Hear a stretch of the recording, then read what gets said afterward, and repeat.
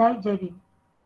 अखंड विश्वाला दुःख मुक्ती आणि शांतीचा मार्ग सांगणारे महाकारुणिक विश्ववंदनीय तथागत सम्यक संबोध यांनी सांगत केला सुत्त वेय वेयाकरण गाथा उदार इति उत्तक जातक अद्भुत धम्म आणि वेदल या 9 अंगाने युक्त असा धम्म आणि या धम्माचा प्रचार प्रसार करणारा 8 प्रकारच्या पुगलांनी युक्त असलेला अर्य सावक संघ या रत्नांना तिवार वंदना. आपल्या सर्वांच्या उज्ज्वल जीवनाचे शिल्पकार परमपूज्य बोधिसत्व डॉक्टर बाबासाहेब आंबेडकर यांच्या अनंत उपकारांना स्मरण करून आजच्या व्याख्यानाची सुरुवात करत आहे. आजच्या व्याख्यानाची सुरुवात करण्याआधी आदरणीय नलिनी बागुल मॅम यांनी आपल्या सर्वांच्या वतीने त्रिशरण ग्रहण करावे अशी मी त्यांना विनंती करते. नलिनी बागुल मॅम. नमो बुद्धाय जय भीम. नमो तस्स भगवतो अरहतो सम्मा संबुद्धस्स. नमो तस्स भगवतो अरहतो सम्मा संबुद्धस्स. बुद्धं शरणं गच्छामि धम्मं शरणं गच्छामि संघं शरणं गच्छामि द्वितीयंपि बुद्धं शरणं गच्छामि द्वितीयंपि धम्मं शरणं गच्छामि द्वितीयंपि संघं शरणं गच्छामि तृतीयंपि बुद्धं शरणं गच्छामि तृतीयंपि धम्मं शरणं गच्छामि तृतीयंपि संघं शरणं गच्छामि. साधु साधु साधु. नमो बुद्धाय. साधू साधू साधू. धन्यवाद ताई. आपण आम्हा सर्वांच्या वतीने खूप सुंदर प्रकारे त्रिसहन ग्रहण केले त्याबद्दल आपले आभार. यानंतर आयुष्यमान चंद्रहास तांबे व नयना चंद्रहास तांबे यांनी गाथा व त्यांचे अर्थ सांगावेत अशी मी त्यांना विनंती करते. आयुष्यमान चंद्रहास तांबे सर आणि नयना चंद्रहास तांबे मॅम. नतं कम्मं कतं साधु यं कत्वा अनुतप्पति यस्य अस्सु मुखो रोदं विपाकं पटिसेवती. ते कृत्य करणे चांगले नाही जे केल्याने पश्चाताप करावा लागतो, ज्याचे फळ अश्रुपूर्ण चेहऱ्याने रडत भोगावे लागते. तंच कम्मं कतं साधु यं कत्वा नानुतप्पति यस्य पतितो सुमनो विपाकं पटिसेवती. ते कृत्य करणे चांगले आहे जे केल्याने पश्चाताप करावा लागत नाही, ज्याचे फळ शुद्ध व प्रसन्न चित्ताने भोगता येते. साधू साधू. धन्यवाद ताई. आजच्या आपल्या मार्गदर्शक Karuna Jagannath Jadhav, assistant professor of Pali, Somaiya university यांचा परिचय. She has done her MA Pali in 2009 and completed her MPhil Pali on topic Agga Savaka from Ekak Nipato of Aguttar Nikaya, a critical study in 2013. Also completed her PhD Pali on topic Theory of Kamma and Vipaka expounded in Petavattu and Vimanavattu in 2019. Other educational qualification, certificate and diploma courses in Prakrit language, Brahmi, Kharosthani, Sharada script, elementary and certificate course in Prakrit language, diploma in Sanskrit Parichay. Also have done diploma in Buddhist studies and Vipassana. Some of her national and international papers are Buddha's approach to status of women in society in 2015, the translation of Pali text into Marathi language, problem and issue at International Webinar 2021 at Sri Lanka, the concept of Peta seen in Pali literature with special reference to Petavattu at the National Seminar on Buddhist Narratives by Department of Pali, University of Pune 2016, and many more. And some of published paper are a remark on Peta narratives of the Petavattu Sambodhi 2021, COVID-19 impact of children, revisiting Buddha's Parrot, teaching and practice, Sambhashana 2020. आदरणीय प्राध्यापक doctor करुणा Jadhav ma'am. धन्यवाद madam. तर सगळ्यात पहिल्यांदा नमो तस्स भगवतो अरहतो सम्मा संबुद्धस्स. मला या धम्म साकतच्या प्लॅटफॉर्मवर बोलवल्याबद्दल धन्यवाद सगळ्यांचे. आणि आजचा जो विषय आहे कस्सक वत्थू आणि सुमन मालाकार वत्थू याच्यावर मी बोलणार आहे. त्याच्यापूर्वी मला थोडस एक धम्मपद अठ्ठकथा याच्यावर थोडस तुम्हाला बॅकग्राऊंड द्यायचं आहे की धम्मपद हे खूप प्रसिद्ध आहे. आपल्या भारतामध्येच नाही तर इतर देशांमध्ये पण धम्मपद खूप प्रसिद्ध आहे. आणि याच्यावरील ज्या स्टोरीज किंवा कथा आहेत त्याच्यामधून भगवंतांनी धम्माचं काय दिलेलं आहे, ज्ञान दिलेलं आहे. त्याच्यामधून कुशल कर्म करत राहायचं किंवा इतर आपले जे चांगले कुशल स्किल्स आहेत ते वाढवायचे, ह्या वेगवेगळ्या कथांमधून आपल्याला ते पाहायला मिळतं. तर हे जे धम्मपद अठ्ठकथा आहे, हो की नाही, तर ह्या कथांच्या स्वरूपामध्ये आहे. आणि कथांच्या स्वरूपामध्ये शिकवण देणं किंवा मॉरल व्हॅल्यूज देणं हे पूर्वीपासूनची आपली काय एक ट्रेडिशन आहे भारतामधली. आपण नाही का अगदी लहानपणापासून जेव्हा आपण आपले आई किंवा आजी आजोबा कोणी मोठ्या व्यक्ती आपल्याला गोष्टी सांगायचे पूर्वी. आता पण गोष्टी सांगतात पण कमी झालेलं आहे. तर ह्या गोष्टी सांगण्याचं कारण काय असतं की गोष्ट ही खूप काळासाठी आपल्या काय राहते, लक्षात राहते, हो की नाही. तर आपण आता एखादी साधी गोष्ट आपल्याला सांगायची असेल की बाबा चोरी करू नको, चोरी करणं चुकीचं आहे, हे आपण जेव्हा लहान मुलांना सांगतो त्याच्यापेक्षा आपण ते गोष्टीच्या स्वरूपात सांगितलं तर त्या मुलाच्या किंवा आपलं जे पाल्य आहे त्याचं खूप काळापर्यंत त्याच्या ते लक्षात राहतं. म्हणून नुसती चोरी करू नको हे सेंटेन्स बोलण्याच्या म्हणजे त्याच्या व्यतिरिक्त काय केलं जातं, स्टोरी सांगितली जाते, कथा सांगितली जाते की एक राजा होता आणि त्याच्या राज्यामध्ये चोरी झाली आणि मग त्याने त्याला शिक्षा सुनावली आणि असं असं झालं आणि अशा प्रकारे आपण चोरी करणं हे काय चुकीचं आहे, त्याच्यामुळे चोरी कधी करू नये. तर अशा स्वरूपामध्ये जेव्हा आपण मूल्य मुलांमध्ये किंवा आपल्या पाल्यामध्ये रुजवतो तेव्हा ते मुलांच्या चांगल्या प्रकारे लक्षात राहतात. ना की मुलांच्या मोठ्या आपण जे मोठे आहोत है ना त्यांच्या सुद्धा हे लक्षात राहतं. आणि ही जी परंपरा आहे कथा सांगण्याची, स्टोरी सांगण्याची, ही पूर्वीपासूनची आहे. आणि म्हणून हे धम्मपद अठ्ठकथा म्हणजे धम्मपद कथा ज्या आहेत त्या खूप प्रसिद्ध आहेत. आणि त्याच्यामध्ये सांगितलेली जी बुद्धाची शिकवण आहे ती खूप महत्वाची आहे आणि ती खूप आपल्या काय म्हणूया आपण आपल्याला ती खूप जवळची होते. आणि जेव्हा आपण ती कथा ऐकतो तेव्हा कधीतरी अरे हा प्रसंग माझ्या आयुष्यामध्ये सुद्धा आलेला आहे किंवा अशा प्रकारची लोक आम्ही आजूबाजूला पाहतो. तर हे धम्मपद अठ्ठकथा किंवा जातक अठ्ठकथा सुद्धा असेल त्याच्यामधून आपल्याला कळतं. धम्मपद कथांमधून मुख्यत्वे करून आपल्याला धम्मावर चालणारे म्हणजे ह्या ज्या कथा आहेत, जी व्यक्ती धम्मावर चालणारी आहे तर त्यांनी काय केलं पाहिजे, person who walks on the path of dhamma what he has to do, या गोष्टीकडे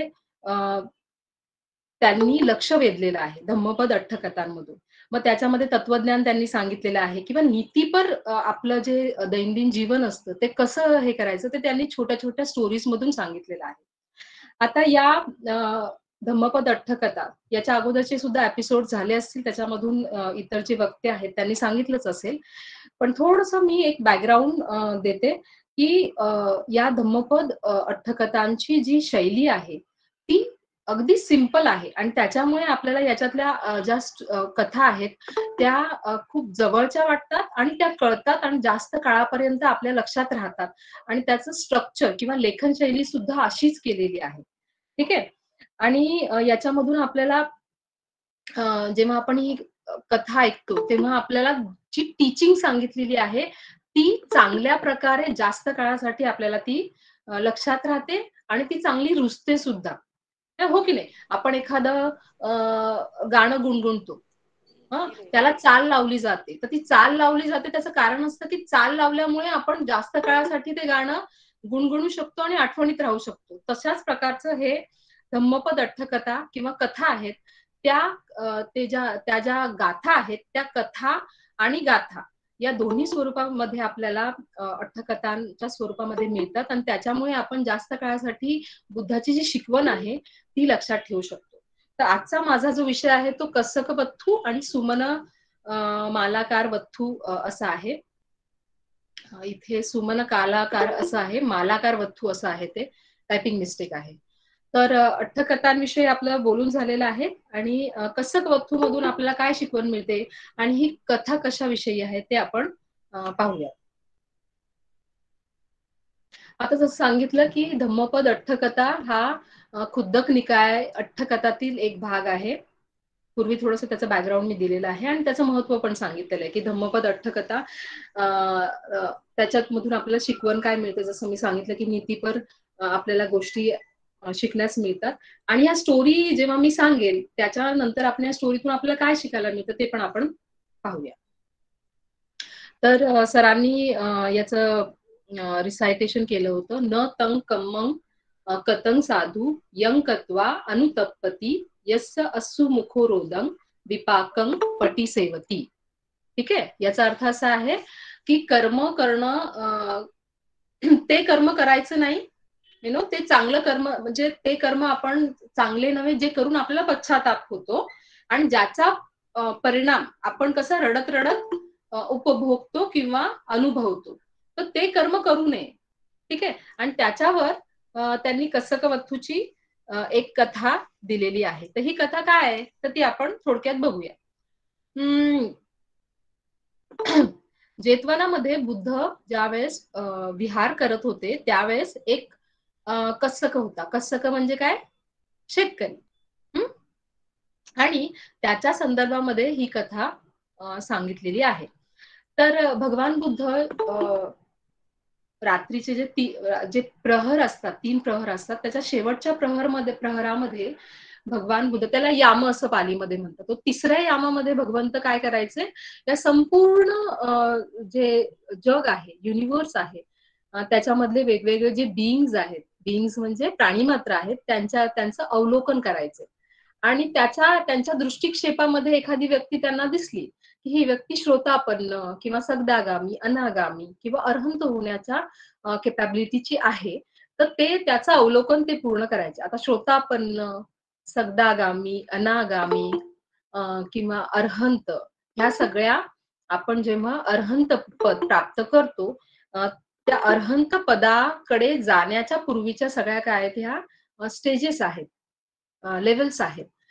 तर श्रोतापन्न म्हणजे काही अशा व्यक्ती की ज्यांनी काही जे डिफाईनमेंट्स आहेत, क्लेश आहेत, विकार आहेत, ते काय केलेले आहेत, काढून टाकलेले आहेत आणि ती श्रोतापन्न होते. त्याच्यानंतर सगदागामी, आणि ती सगदागामी ही अशी व्यक्ती आहे की तिने आणखीन काही श्रोतापन्नापेक्षा जास्त काही विकार काढून टाकलेले आहेत. तशीच ती अनागामी आणि त्याच्यानंतरची जी आहे ती अरहंत, जे पद प्राप्त झाल्यावर एखादी व्यक्ती आपण म्हणतो मुक्त झाली किंवा त्याला निब्बाण प्राप्त झाले किंवा 10 संयोजनामधून ती काय झालेली आहे, मुक्त झालेली आहे. संयोजन म्हणजे क्लेश, जे विकार आहेत आपले, हो की नाही. तर भगवान बुद्ध काय करायचे, तिसऱ्या प्रहरी, तिसऱ्या यामामध्ये पूर्ण जे जग आहे, युनिव्हर्स आहे, त्यातील सर्व प्राणी मात्रांकडे काय करायचं, त्यांचं अवलोकन करायचं. आणि ते बुद्ध असल्यामुळे आपल्याला ती अशक्य गोष्ट आहे, पण बुद्ध असल्यामुळे ते संपूर्ण त्यांच्या त्या दृष्टिक्षेपामध्ये ती व्यक्ती यायचीच की आज कोण आहे बरं की ज्याला काहीतरी फळ प्राप्त होणार आहे, हो की नाही. हे फळ म्हणजे काय, तर हे निब्बाणाकडे जाताना जे आपण म्हणतो स्पिरिच्युअल, आध्यात्मिक जे फळ आहे ते एखादं जर प्राप्त होणार असेल, त्याची कॅपॅबिलिटी असेल, तर ते तिथे त्याचं अवलोकन करून त्याच्याकडे जायचे. ते का जायचे, की त्या व्यक्तीला काहीतरी थोडंसं पुश करण्यासाठी किंवा त्या भगवान बुद्धांची जर टीचिंग त्याला शिकवण दिली तर ती व्यक्ती त्या पदापर्यंत जाऊ शकते. त्या व्यक्तीचीच क्वालिटी असायची किंवा स्किल्स असायचं किंवा वेगवेगळे गुण असायची की ती व्यक्ती ते फळ प्राप्त करू शकत होते. पण भगवान बुद्ध त्याला काय व्हायचे, त्यांची थोडीशी शिकवण देऊन ते आणखीन एक पुश म्हणतो की नाही, त्या प्रकारे ती व्यक्ती जाऊ शकत होती. आणि असं आपल्याला पूर्ण त्रिपिटक साहित्यामध्ये दिसतं की भगवान बुद्ध असं रोज करायचे आणि असं कोण असेल तर ते तिथे प्रेझेंट व्हायचे आणि त्याला शिकवण द्यायची. हो की नाही? तर हा असा जो शेतकरी असतो तो त्याचं रोजचं काम करणारा असतो. रोज शेतामध्ये जाऊन त्याचं जे शेताचं काम असायचं ते करायचं. आणि भगवंत पाहतात की हा जो शेतकरी आहे की नाही, तो श्रोतापन्न होण्याच्या कॅपॅबिलिटीचा म्हणजे त्याच्यामध्ये अबिलिटी आहे. तर याला पण आज काहीतरी एक गोष्ट घडणार आहे, अकुशल गोष्ट घडणार आहे. त्याच्या हातून नाही, पण इतर काही होणार आहे आणि जर मी तिथे गेलो नाही, तर तो जो डाग आहे किंवा त्याचा जो आरोप आहे, तो त्याच्यावर लागण्याची शक्यता आहे. आणि म्हणून भगवंत काय करतात, की आनंदाबरोबर भगवंत भिक्षाटनाला जातात आणि भिक्षाटनाला जाता-जाता या शेतकऱ्याच्या शेतामधून ते तिथे जात असतात. आता त्या ही अगोदरची गोष्ट आहे, की त्या आदल्या रात्री एक चोरी झालेली असते. ते चोर ते सगळी जी संपत्ती घेऊन आलेले असतात आणि एकमेकांमध्ये काय करतात, ते शेअर करतात. जो चोरीचा माल असतो, तो शेअर करतात. आणि जी पिशवी असते, ती पिशवी म्हणजे ज्याच्यामध्ये सगळं ते संपत्ती लुटून आणलेली असते, ती तिथेच पडते. त्या शेतामध्ये, त्या शेतकऱ्याच्या शेतामध्ये. हा अगोदरचा एपिसोड आहे. हो की नाही? आणि दुसऱ्या दिवशी जेव्हा बुद्ध सगळं अवलोकन करतात, तेव्हा ते काय जातात, त्या शेताच्या दिशेने जातात आनंदाबरोबर. आता जेव्हा जातात, तेव्हा तो शेतकऱ्याला भगवान बुद्ध त्याच्या शेतामध्ये आलेले दिसतात. तो त्यांना वंदन करतो. जे काही पूजा अर्चा असते ते सगळे संपूर्ण करतो.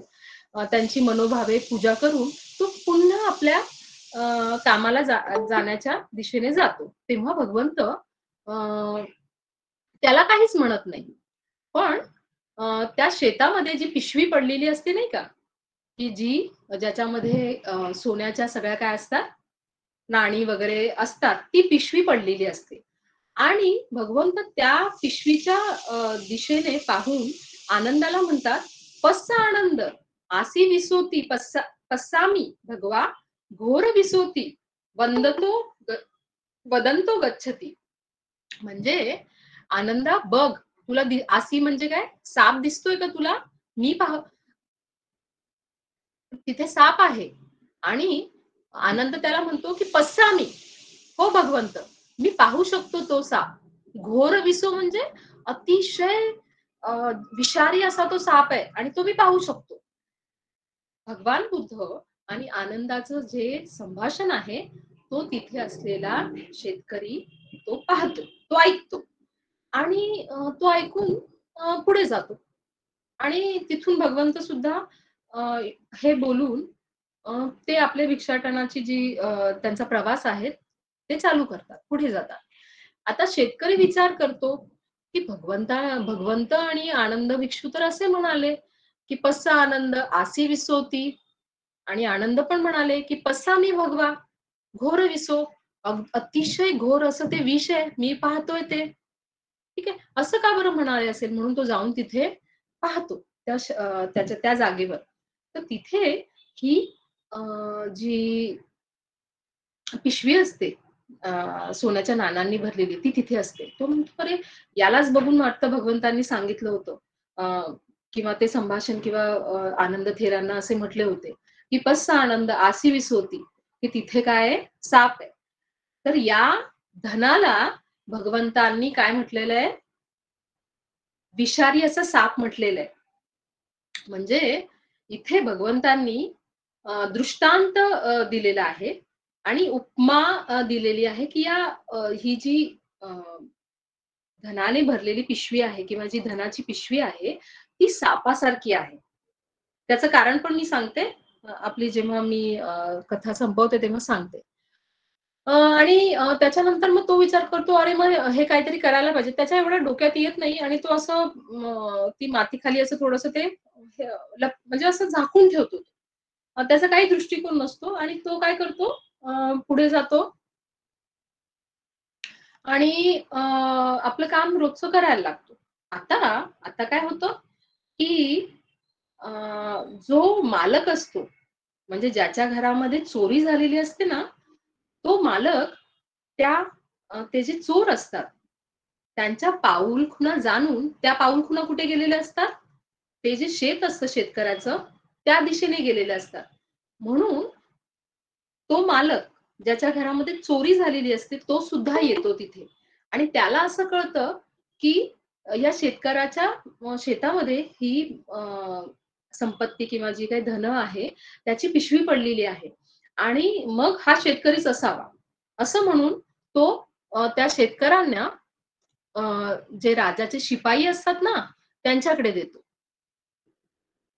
आणि मग राजाकडे आणलं जातं आणि राजा त्याला म्हणतो, की "तू चोरी केलीस आणि तू चोरी केलीस म्हणून तुला मृत्यूदंडाची शिक्षा मी ठोठावतो."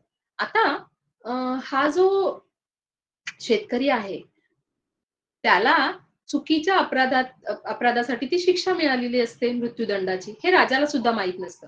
पण पूर्वीपासूनच जी न्याय व्यवस्था आहे काय, की जे प्रूफ मिळालं त्याच्यावरून आपल्याला एखाद्या गुन्ह्याची काय होते, उकल होते आणि सांगतात, की बाबा हे प्रूफ आहे आणि याच्यावरून असं ठरतं, की तू चोरी केलेली आहेस. आता सगळे जे शिपाई असतात राजाचे, ते त्याला राजा त्यांना काय करतो, "राजा तंग पवतीं सुतवा तसं वदन आणापेसी." आणापेसी म्हणजे त्याला शिक्षा देतो. वधाची शिक्षा देतो, की तुला मृत्यूदंड. ठीक आहे. आता शिपाई त्याला ओढत घेऊन जात असतात. कुठे? वधस्तंभाकडे आणि त्याच्याबरोबर इतरही लोकं असतात, शिपाई असतात आणि तो काही न बोलता फक्त एवढंच बोलतो. "पस्सा आनंद आसी विसोती, पस्सामी भगवा घोर विसोती, पस्सा आनंद आसी विसोती, पस्सामी भगवा घोर विसोती." आता याच्यामध्ये आनंद आलं ना आणि भगवा आलं म्हणजे भगवंत आणि पूर्वी भगवंतांना तथागतांना भगवंत, भगवंत असे म्हणवायचे. तर आनंद आणि भगवा ही 2 नावं त्या शिपायांच्या कानावर पडतात. हा असा काय बडबडतोय? सगळेजण जे शिपाई असतात, ते विचार करतात, की हा आनंद आणि भगवंतांचं नाव सारखं-सारखं काय घेतोय? त्याला विचारतात, "अरे काय रे बाबा, तू हे जी नावं आहेत, सारखं-सारखं आनंद आणि असं तू भगवंत, आनंद, हा साप, तो खूप विषारी आहे, मी पाहतो आहे. हे सगळी वाक्य तू काय म्हणतोयस? काय आहे याचा अर्थ?" तेव्हा तो म्हणतो, की "तुम्ही मला राजाच्या समोर जेव्हा आणाल, तेव्हा त्यांच्या समोरच मी याची उकल करेन. आता तुमच्या समोर काही करत नाही." तेव्हा ते शिपाई त्याला राजाकडे घेऊन जातात आणि राजाकडे घेऊन गेल्याच्या नंतर तो सांगतो. तो सगळी घटना सांगतो, की सकाळी माझ्याकडे कोण आलं होतं? भगवंत आले होते, आनंद आलं होतं आणि त्यांनी हे वाक्य म्हटलं होतं, "पस्सा आनंद, आसी विसोती." आणि आनंद त्यावर म्हणाले पण होते, "पस्सामी भगवा घोर विसोती." असं जे संभाषण आहे, तो त्यांना सांगतो आणि मी त्यांना वंदन केलं होतं. तो सगळं जे जे काही झालेलं असतं, ते सगळं सांगतो, की मी अशा प्रकारे ती पिशवी बघून मी काही केलं नाही. मी फक्त हे काहीतरी कोणाचं असेल किंवा याचा मला काही उपयोग नाही असं करून मी काय केलं, त्याच्यावर थोडीशी माती टाकली. पण मी चोर नव्हे. मी चोर नाही, की ज्याने चोरी केलेली आहे, तो मी चोर नाही. आता राजा मोठा पेचात पडतो, की ह्याने भगवंत आणि आनंदाचं नाव घेतलंय आणि तो सांगतोय, की आनंद आणि भगवंत आहेत हे मला काय आहे, आय विटनेस आहेत. म्हणजे माझे साक्षीदार आहेत, की मी चोरी केलेली नाहीये आणि त्यांनी सुद्धा या सोन्या-नाण्यांनी भरलेल्या पिशवीला पाहून असं म्हटलं होतं, की ही जी धनाची पिशवी आहे, ही एखाद्या कशासारखी आहे? सापासारखी आहे. तर त्यांनी सुद्धा हे म्हटलं. मग त्याची शहानिशा करण्यासाठी राजा काय करतो? भगवंताजवळ जातो आणि तो विचारतो, की "भगवंत हा असा म्हणतोय, हा जो आहे." तर मग भगवंत म्हणतात, "हो, मी गेलो होतो त्याच्या शेतामध्ये आणि मी त्या धनाच्या पिशवीला पाहून सुद्धा असं म्हणाला होतो. तर तो जे काही बोलतोय, ते खरंच आहे. त्याच्यामधील काहीही गोष्ट खरी नाहीये. आता राजाला जेव्हा हे कळतं की खुद्द भगवंतांनीच काय केलेली आहे, ह्याला आय विटनेस किंवा आपण म्हणूया ते साक्षी झालेले आहेत की याने हे काय केलेलं नाहीये, हा गुन्हा केलेला नाहीये किंवा या गुन्ह्याचा तो त्याला अपराध लागत नाही. आणि राजा काय करतो की त्याची सुटका करून टाकतो मृत्यूदंडातून. तर अशा प्रकारे इथे ही कथा संपते. आता जेव्हा भगवंत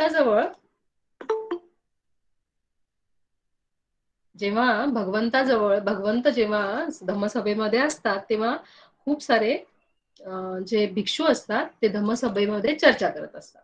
भगवंत म्हणतात, काय चर्चा चालू आहे तुमच्याजवळ, तुम्ही काही बोलताय का? तर मग ते भिक्षू म्हणतात की हा जो कसक आहे, शेतकरी आहे, त्याचा तो किती मोठ्या मृत्यूदंडातून वाचला. तर मग भगवंत सांगतात की हा मृत्यूदंडातून वाचला कारण मी म्हणजे तिथे भगवंत तो जो संपूर्ण एपिसोड सांगून तिथे असं दर्शित करतात की त्याचं काय होतं, तो श्रोतापन्न होणार होता आणि मी तिथे गेलो आणि तिथे फक्त त्याचं काय झालं, तिथे आय विटनेस झालो, मी साक्षीदार झालो, असं म्हणून ही कथा संपते की मोठ्या एका गुन्ह्यातून ती व्यक्ती काय होते, वाचते. आता इथे तू मृत्यूदंडातून वाचलेला आहे आणि मृत्यूदंड जर त्याला लागला असता तर काय झालं असतं बरं? त्याला चुकीचा जो अपराध आहे तो त्याला लागला असता. ठीक आहे. आणि त्याच्यानंतर ही जी गाथा आहे की नाही, न तं कतं साधू यं कत्वा अनुतप्पती यस्य असुमुखो रोदं विपाकं पटिसेद. म्हणजे असं आपण कर्म करणं चांगलं नाही की जे करून आपल्याला शेवटी काय होतो, पश्चाताप होतो. आणि त्याचे परिणाम जेव्हा आपण अनुभवतो किंवा उपभोगतो तेव्हा आपल्याला रडायला लागतं. तर असं कर्म करू नये. ह्या गाथेमधून भगवंतांना असं सांगायचंय की कोणतंही कर्म करताना पहिल्यांदा काय करायला पाहिजे, विचार करायला पाहिजे. विचार करायला पाहिजे म्हणजे काय, तर कधी कधी आपल्याला एखादं कर्म केल्याच्या नंतर आपण पश्चाताप करतो. खूप साऱ्या अशा व्यक्ती असतात की आधी करताना विचार करायचा नाही, केल्याच्या नंतर त्याचा पश्चाताप करायचा. तर पश्चाताप का करू नये? पश्चाताप करावा, पण पश्चाताप करण्याची वेळ येऊ नये. म्हणून कोणतंही कर्म करताना आपण काय करायला पाहिजे, तो विचार करून करणं गरजेचं आहे. सो पश्चाताप करणं चुकीचं नाहीये, पण पश्चाताप करण्यापर्यंत आपली तेवढी वेळ येऊ नये हे खूप महत्वाचं आहे. बरं, एखादा कर्म केल्याच्या नंतर पहिल्यांदा आपण माइंडफुल असलं पाहिजे. माइंडफुल का असलं पाहिजे? कारण जेव्हा आपण माइंडफुल असतो, आपण सतर्क असतो, आपण जागृत असतो, त्यावेळेस काय होतं की ते कर्म करतानाच आपल्या लक्षात येतं की हे कर्म करायचं की नाही करायचं, हे अकुशल कर्म आहे की कुशल कर्म आहे. आणि म्हणून भगवंतांनी ही गाथा सांगितलेली आहे की पश्चाताप करू नये. कारण का, खूप आपल्या गोष्टी ह्या सुखकर होतात, ह्या आपल्याला नंतर त्याचा पश्चाताप करायला लागत नाही जर आपण सुरुवातीलाच ती गोष्ट करताना आपण विचार करून करतो. ते एक महत्वाचं गोष्ट, ती एक महत्वाची गोष्ट. दुसरी गोष्ट, बुद्धाच्या शिकवणीनुसार पश्चाताप करत राहणं सुद्धा ही काय आहे, ही चुकीची गोष्ट आहे. आणि म्हणून आपण पाहतो की विनय पिटकामध्ये अशी एक पद्धत आहे की एखाद्या भिक्षूने जर एखादं अकुशल कर्म केलं तर त्याला तिथल्या तिथे दुःखट, म्हणजे त्याची शिक्षा जी काही असते संघाप्रमाणे ती दिली जायची आणि ती शिक्षा पनिशमेंट तो हे करून घेऊन तो त्या अकुशल कर्मातून मुक्त व्हायचा. अशी काही अकुशल कर्म होती की ज्याला शिक्षा देऊन मुक्तता होत होती. अगदी जी गंभीर स्वरूपाचे जे कर्म अकुशल कर्म होतं त्याला तर संघातून बाहेरच काढायचे. पण असे काही कर्म होते अकुशल कर्म, छोटी मोठी एखादी काहीतरी त्यांनी संघामध्ये कोणाला त्रास दिलाय किंवा कोणाला काहीतरी बोलला, अपशब्द बोलला, तर त्यासाठी त्याला दुःखट म्हणजे एक पनिशमेंट संघाने सांगितलेली असायची की जी करून तो काय व्हायचा, त्या क्राईम मधून, त्या ऑफेन्स मधून तो मुक्त व्हायचा. हे काय आहे बरं, तर तुम्ही जेव्हा पश्चाताप सुद्धा हा काय असतो, त्रास देणारा असतो.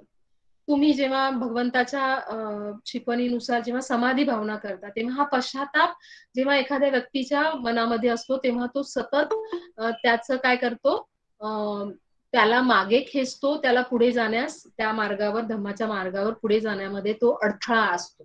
म्हणून पश्चाताप नसला पाहिजे आणि पश्चाताप करता येऊ नये, ती वेळ येऊ नये म्हणून आपण प्रत्येक कर्माविषयी जागृत असलं पाहिजे.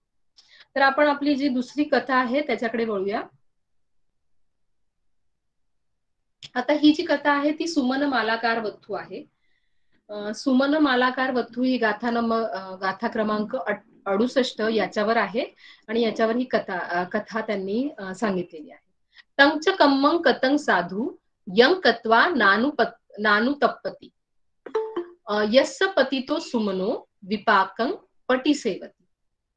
याचा अर्थ काय बरं? ते कर्म चांगले की जे करून एखादा पश्चाताप करत नाही व ज्याचा परिणाम संतुष्ट होऊन तो संतुष्ट होतो आणि प्रसन्न मनाने तो अनुभवतो. ठीक आहे, तर आपण आता ही कथा बघूया. ही कथा आहे सुमन मालाकाराची. सुमन मालाकार म्हणजे काय? पालीमध्ये मालाकार हा माळी, हिंदीमध्ये म्हणूया किंवा मराठीमध्ये माळी.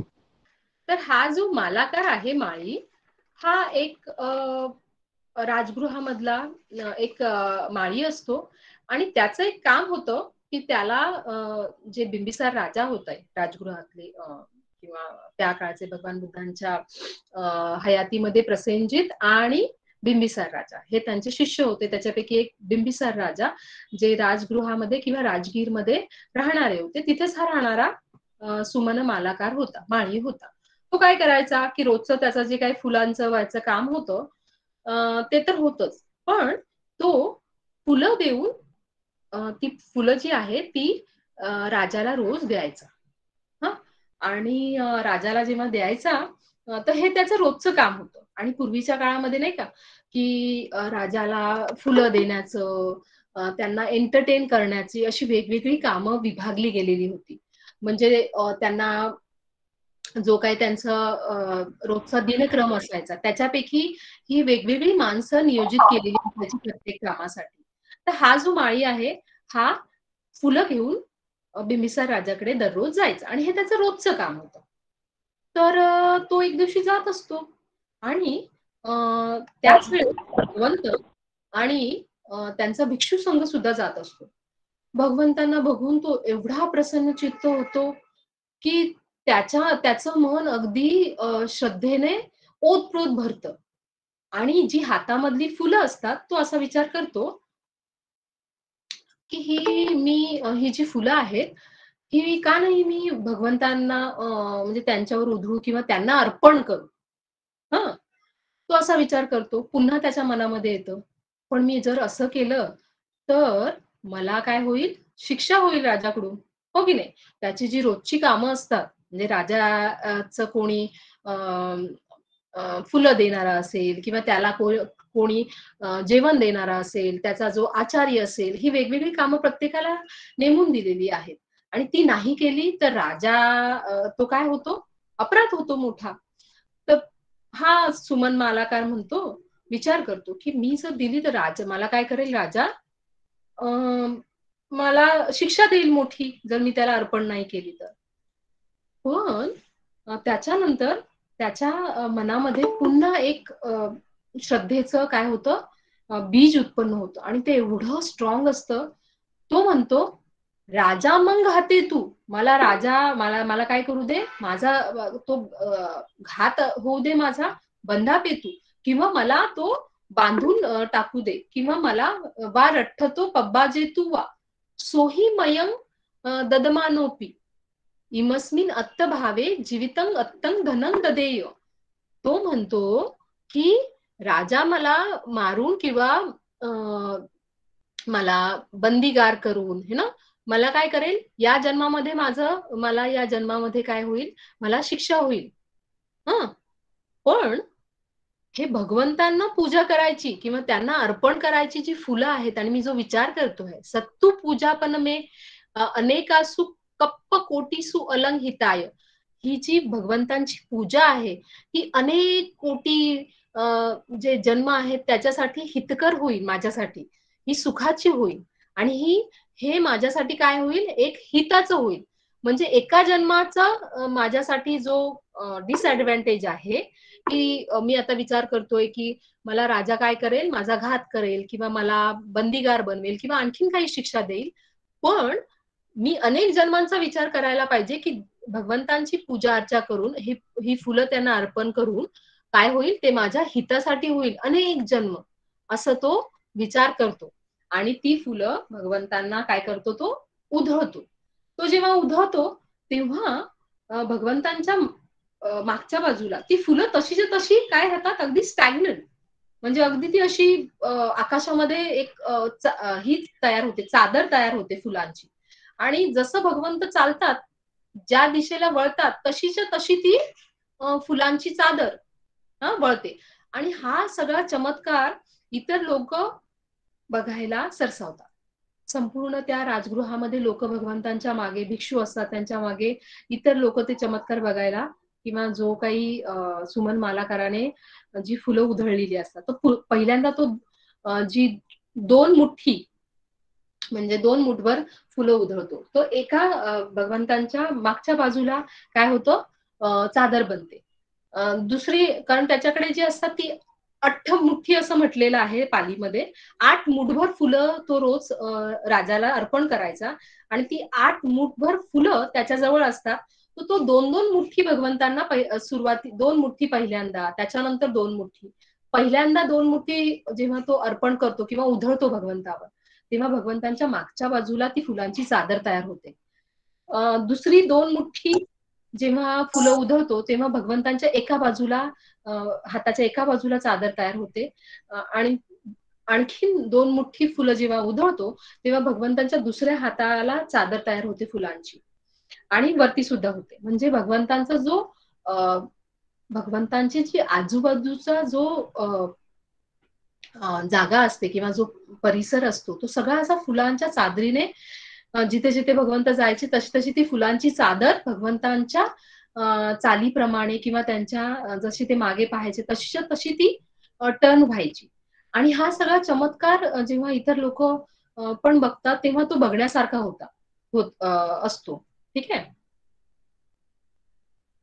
आणि भगवंत जेव्हा जातो, आणि भगवंत जेव्हा जेव्हा जातात तेव्हा आपल्याला माहितीये की भगवंतांच्या आजूबाजूला सुद्धा काय आहे, एक आपण म्हणूया की ती जी रेज असते ना, जो प्रकाश असतो, दिव्य प्रकाश, तो भगवंतांनी जे समाधी भावना आहे किंवा त्यांनी जी बोधी बल आहे किंवा ते बुद्ध आहेत, त्यांच्याकडे वेगवेगळे गुण आहेत ना, तर त्याच्यामुळे ती तर आहेच आभा भगवंतांची.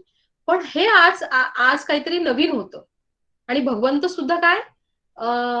सुद्धा जाणत होते की हे मी सुद्धा इतर लोकांना दाखवावं. आणि याच्यामुळे तो सुमन मालाकार सुद्धा काय करायला पाहिजे, लोकांना निदर्शनास यायला पाहिजे. ही भगवंतांची त्यावेळेस काय असतात, ते प्रयत्न असतात ना, की मी काहीतरी जादूगार आहे, मी जादू केलीये, ही भावना नव्हती. तर त्याच्या उपयोगासाठी, त्याच्या हितासाठी ही गोष्ट होईल, हे भगवंतांच्या त्यावेळेस मनामध्ये चाललेलं असतं. आणि ती जी संपूर्ण फुलांची चादर आहे ती एवढी सुंदर दिसत होती आणि काहीतरी वेगळं आकर्षण होतं सगळ्यांसाठी. आणि जेव्हा सुमन मालाकार असतो, तो जेव्हा राजाला हे कळतं की बिंबिसार राजाला, की भगवंत अशा प्रकारे जे आहे त्यांच्या मागोमाग आजूबाजूला फुलांची चादर निर्माण झालेली आहे, आणि ते राजा सुद्धा त्याला पाहण्याची इच्छा होते की हे काय बरं. आता बिंबिसार राजा हा अगोदरपासूनच भगवंतांचा शिष्य होता, आणि जी आध्यात्मिक जे वेगवेगळी स्टेजेस आहेत त्याच्यापैकी त्याने श्रोतापन्न हे पद प्राप्त केलेलं असतं. आणि त्याला सुद्धा भगवंतांना बघण्याची काय होते, इच्छा होते, कुतूहल होते, आणि तो सुद्धा भगवंतांवर भरपूर त्याची श्रद्धा असते. तो पण जेव्हा पाहतो तेव्हा काय होतं की तो सुद्धा खूप आनंदित होतो आणि भगवंतांना काय करतो, तो यथोचित त्यावेळेचं जे काही दान पुण्य असेल तो सुद्धा करतो. पण सुमन मालाकाराने जे काही त्यावेळेस जी अठ्ठमुठ्ठी ना फुलं जी उधळलेली असतात भगवंतांवर, आणि त्याच्यामुळे जी काही फुलांची चादर तयार झालेली असते, तर ह्यामध्ये भगवंतांच्या वर किंवा भगवंतांमध्ये जी श्रद्धा उत्पन्न झालेली असते, ती त्याची जी लेवल असते किंवा जी श्रद्धा आहे त्यावेळेस उत्पन्न केलेली, ती खूप महत्वाची आहे इथे. आणि त्याच्यामुळे राजा सुद्धा काय करतो, त्याचा जो गुन्हा आहे सुमन मालाकारचा, की त्याने रोजचं त्याचं जे काम केलेलं नसतं आहे ना, राजाजवळ जे 8 मोठी फुलं आणायची असं ते काम केलेलं नसतं, त्याला राजा काय करतो, त्याला माफी तर देतोच, पण राजा त्याला काय करतो, त्याला योग्य यथोचित असं त्याला भेटी देऊन त्याचा सन्मान करतो. कारण राजाला सुद्धा याचं मूल्य माहीत असतं, की जरी तू माझ्यासाठी ती 8 मुठ्ठी फुलं आणली नाहीस, तरी सुद्धा भगवंतांना तू अर्पण केलीस प्रसन्न चित्ताने, आणि याचं मूल्य जाणून राजा काय करतो, त्याला यथोचित मान देऊन त्याला आणखी धन देतो. म्हणजे त्याने गुन्हा नाही केलाय, तर खूप मोठी गोष्ट केलेली आहे. आणि भगवंता जेव्हा येतात तेव्हा खूप सारं काय होतं, सभेमध्ये जे भिक्षू असतात ते चर्चा करतात, आणि त्यावेळेस सुद्धा भगवंत सांगतात की सुमन मालाकार आहे, त्याने काय केलंय, त्याने जी श्रद्धा भगवंतांमध्ये उत्पन्न केली, आणि ती श्रद्धा कशी होती बरं, मी पुन्हा त्या स्लाइडकडे चालले, की राजा मग घाते तू वा बंदा पे तू वा रठ्ठ तू. म्हणजे राजाने जरी मला काय केलं, ते राजा ह्या 8 मुठ्ठी फुलं न देण्याच्या गुन्ह्यामध्ये जरी मला त्याने काय केलं, शिक्षा दिली, तरी सुद्धा ती शिक्षा फक्त एका जन्मापुरती असेल, पण पुढचे अनेक जन्म हे काय माझ्या हिताचे जातील, जेव्हा मी शास्त्राची पूजा या फुलांनी करेन, 8 मुठ्ठी फुलांनी करेन. ही जी श्रद्धा आहे, हो की नाही, ही जी श्रद्धा आहे, ही न ढळणारी श्रद्धा आपल्या आयुष्याची जराही त्याने विचार नाही केला, त्याला शिक्षा होणार होती किंवा होऊ शकली असती, त्याला माहित नाहीये की राजा भगवंतांचा शिष्य आहे, श्रोतापन्न आहे, त्याला त्याची काही हे नाहीये, माहिती नाहीये, ठीक आहे. पण तो एक छोटा मालाकार आहे, माळी आहे, आणि त्या व्यक्तीने आपल्याकडे जे काही आहे, अगदी थोडं सुद्धा आहे, ते सुद्धा त्याने काय केलेलं आहे, ते भगवंतांना अत्यंत श्रद्धेने त्याने अर्पण केलेलं आहे. आणि इथे आपण असं बघू शकतो की श्रद्धा, जे भगवंतांनी पंचबलामध्ये एक महत्वाचं बल म्हटलेलं आहे, किंवा 5 इंद्रियांमध्ये एक महत्वाचं इंद्रिय आहे श्रद्धाबल, आणि हे श्रद्धाबल आपल्याला ह्या धम्माच्या मार्गावर चालत असताना सगळ्यात महत्वाचं आणि सुरुवातीचं बल आहे, की ज्याच्यामुळे जो पुढचा मार्ग आहे तो काय होतो, आपला पक्का होतो, किंवा आपण त्या श्रद्धेमुळे आपण त्या धम्मामध्ये किंवा बुद्धांनी सांगितलेल्या शिकवणीमध्ये आपण डाऊट करत नाही, किंवा आपल्याला असं आपण मागे फिरत नाही. तर ही श्रद्धा खूप महत्वाची आहे. आणि या कथेमधून आपल्याला काय दिसतं बरं, तर एकतर खूप साऱ्या गोष्टी अशा असतात, म्हणजे धम्माच्या मार्गावर असू दे किंवा तुमच्या दैनंदिन जीवनामध्ये अशी कोणतीही चांगली गोष्ट असू दे, कुशल कर्म, पण खूप वेळा आपल्या मनामध्ये भीती निर्माण होते, की अरे ठीक आहे, मी त्याला मदत केली, पण मी बुडालो तर, मी त्याला तो व्यक्ती तर चांगला आहे, पण त्याला मी अशा प्रकारचं जर मदत केली, तर मी स्वतः कोणत्या याच्यामध्ये काय होईल, अडकेल किंवा काहीतरी होईल. याच्यापेक्षा उत्तम म्हणजे काय, तर मी धम्माच्या मार्गावर चालायला लागलेलो आहे. ठीक आहे. तर धम्माच्या मार्गावर आपण जेव्हा चालतो त्यावेळेस आपल्याला खूप साऱ्या अडचणी येतात. तर त्याच्यामध्ये हे जे श्रद्धाबळ आहे ना, ते जर आपल्याकडे जर खूप चांगल्या प्रकारे असेल तर ते आपल्याला धम्माच्या मार्गावर चालताना खूप साऱ्या अडचणी येतात. त्यासाठी आपल्याला काय करतं, ते पुढे नेण्याचं किंवा पुश करण्याचं आपल्याला ते मदत करतं. ठीक आहे. आणि म्हणून भगवंतांनी श्रद्धा हे पंचबल किंवा पंच इंद्रिय बोधीच्या अंगांमधलं जे बोधांगज आहेत किंवा 37 बोधिपक्षीय धर्म आहेत, त्याच्यामध्ये श्रद्धा हे बल खूप महत्वाचं आहे. आणि ह्या श्रद्धेमुळे अनेक, मग ते उपासक असू दे, त्या काळामध्ये उपासिका असू देत, भिक्षू भिक्षुणी, हे सगळे या श्रद्धाच्या बळावर, सगळ्यात पहिल्यांदा या श्रद्धाच आहे की जी मनामध्ये उत्पन्न होते. श्रद्धा नसेल तर आपण पुढे जाऊ शकत नाही. आणि म्हणून श्रद्धा खूप महत्वाची आहे. तर याच्यामधून आपल्याला या कथेमधून आपल्याला काही हे जे श्रद्धा जी आहे, श्रद्धाबळ, हे खूप महत्वाचं दिसतं. आणि तसंच भगवंतांनी जी गाथा सांगितलेली आहे, तंच कम्मं कतं साधू यं कत्वा नानु तप्पती न अनुतप्पती यस्य पतितो सुमनो विपाकं पटिसेवती. म्हणजे जे चांगलं कर्म आहे ते करून पश्चाताप करता येत नाही व ज्याचा परिणाम संतुष्ट होऊन आपण प्रसन्न मनाने अनुभवतो. आता इथे जो सुमन मालाकार आहे त्याने काय केलंय की ते कर्म करताना त्याने प्रसन्न चित्ताने केले. अशी खूप सारी मंडळी असतात आपल्या दैनंदिन जीवनामध्ये, आपण पाहतो आजूबाजूला की कर्म करतात, पण कर्म करताना कधी कधी त्यांचं मन प्रसन्न असतं की नाही, डिपेंड्स. म्हणजे भगवंतांनी म्हटलेलं आहे की चेतना अहं भिक्कवे कम्मं वदामी. जे इंटेन्शन असतं, चेतनेला आपण एक इंग्रजी मधला शब्द का होईना, पण तो इंटेन्शन हेच कर्म आहे. म्हणजे एक कर्म आहे की आता इथे सुमन मालाकाराने प्रसन्न चित्त झाला, पहिल्यांदा तो मनामधली जी भीती होती ती काढून टाकली आणि त्याच्यानंतर हे कर्म केलेलं आहे ते खूप फलदायी झालेलं आहे. आणखीन एक व्यक्ती आपण म्हणूया की जे सारखंच कर्म करते, ती व्यक्ती सारखं कर्म करते की ती सुद्धा भगवंतांना काय करते, फुलं अर्पण करते अठ्ठमुठी, पण त्याचं मन जर प्रसन्न नसेल, आणि त्या व्यक्तीने अशी श्रद्धा भगवंतांमध्ये उत्पन्न नाही केली की त्याने जे भय होतं भविष्यामध्ये की त्याला असं राजा त्याला शिक्षा देऊ शकला असता, तर त्या भयावर मात त्याने केलेली नाही आणि मनामध्ये कुठेतरी भीती आहे आणि त्याने ते अर्पण केलं, तर त्याला जे फल प्राप्त होणार आहे ते नक्कीच त्या सुमन मालाकारापेक्षा काय आहे, कमी असणार आहे. कारण त्याच्या मनामध्ये श्रद्धा पण तेवढी नाहीये आणि भय पण आहे. पण सुमन मालाकाराने काय केलेलं आहे की मनामध्ये त्याने श्रद्धा उत्पन्न करून प्रसन्न चित्ताने ते कार्य केलेलं आहे.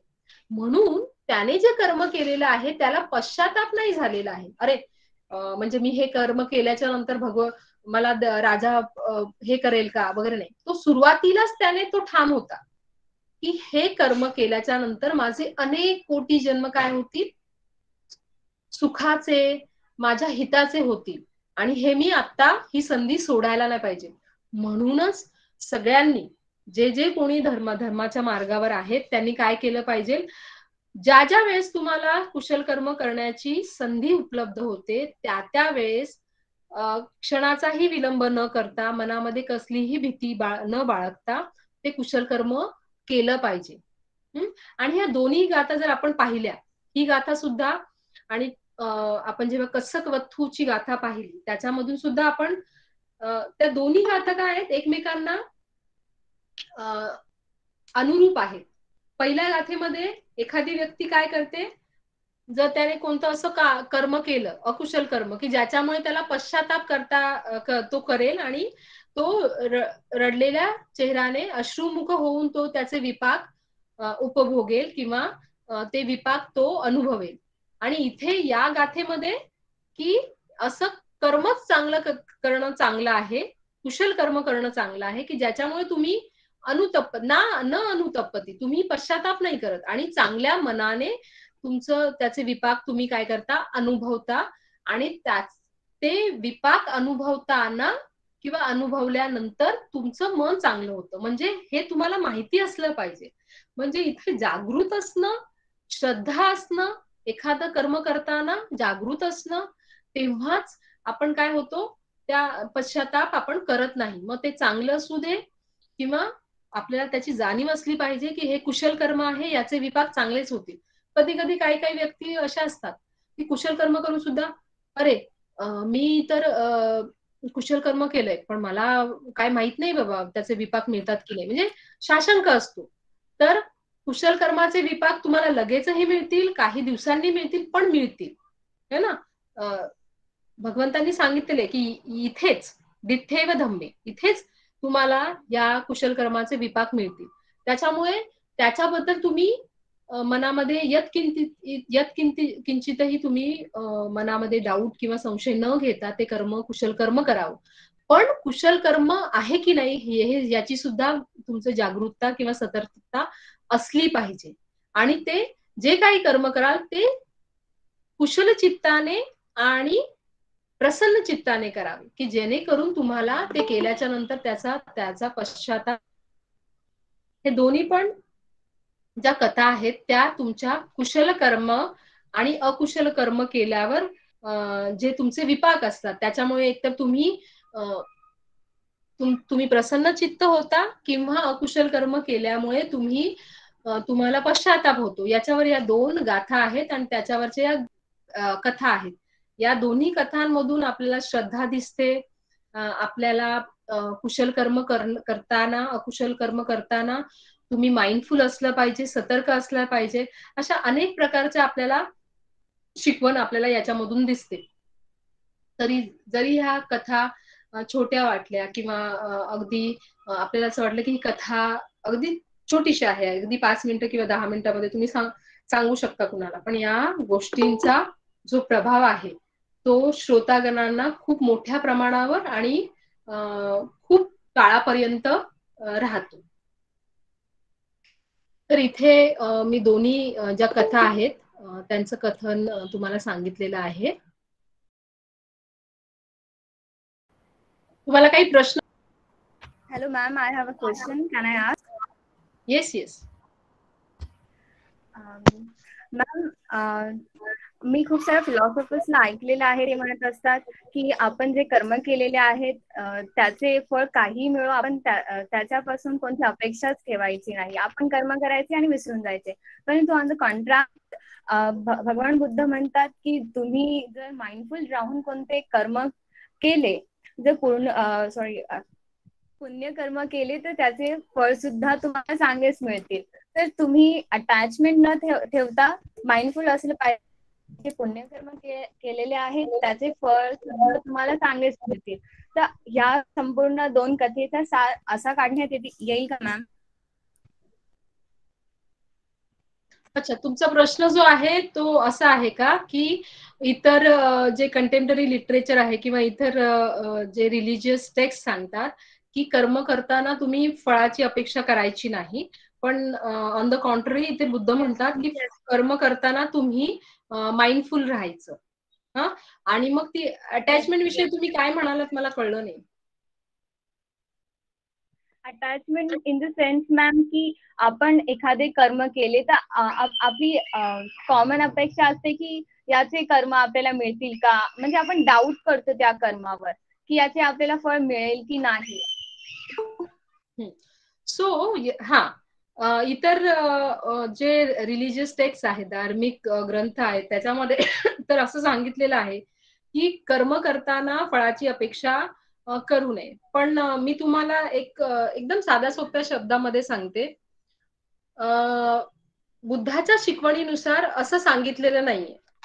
डायरेक्ट नाही सांगितलेलं. अटॅचमेंट ठेवू नये हे तर सगळीकडेच सांगितलेलं आहे. पण एखादा पुथुजन आहे, कॉमन व्यक्ती आहे, त्याला जर फळ माहित नसेल तो ते कर्म का करेल. म्हणजे मला असं म्हणायचंय की मी कॉमन व्यक्ती आहे, माझे सगळे डिफाईलमेंट्स, माझे क्लेश त्याच्यापासून मी मुक्त नाहीये.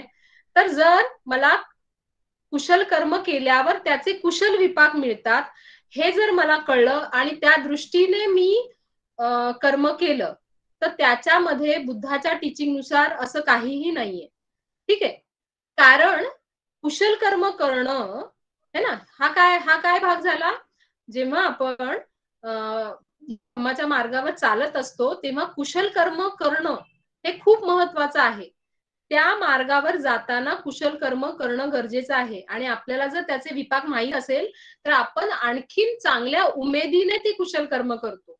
म्हणजे जसं मी आता तुम्हाला सांगितलं की एखादं कर्म तुम्ही केलं, पण ते कर्म तुम्ही जर तुम्हाला कळलं की हे कर्म प्रसन्न चित्ताने केलं किंवा दान देताना भगवंतांनी सांगितलेलं आहे की दान देताना सुद्धा वेगवेगळ्या गोष्टी पाहिल्या जातात.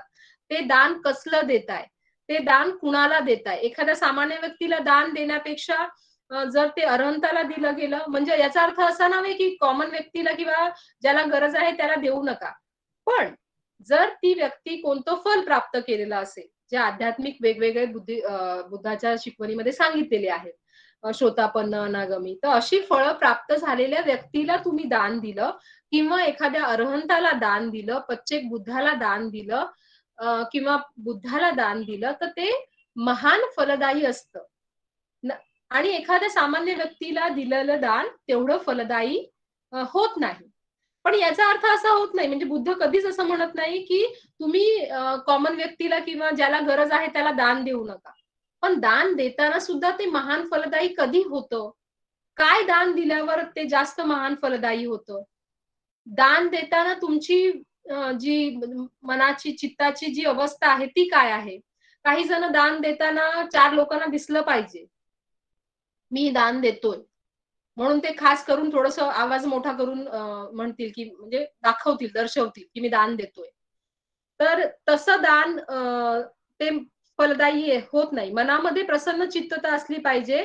दान देताना दान देणाऱ्याच्या विषयी तुमची काय असली पाहिजे? श्रद्धा असली पाहिजे. आणि ती दाखवण्यासाठी नाही, तर हे दान देताना समोरच्याला ज्याला मी दान देतोय त्याला ते फलदायी हो आणि मला सुद्धा हो. आणि अशी जेव्हा तुम्ही भावना करता तेव्हा ते दान काय होतं? फलदायी. तर त्याच्या फळाची अपेक्षा करायला काही हरकत नाही. पण त्याच्या टुवर्ड्स ती अपेक्षा तुम्ही खूप स्ट्रॉंग करून अटॅचमेंट मध्ये केली तर ती चुकीची आहे. पण सुरुवातीला हे करणं गरजेचं आहे. मला जेव्हा ते फळ माहिती असेल तरच मी कुशल कर्म करत जाईल ना.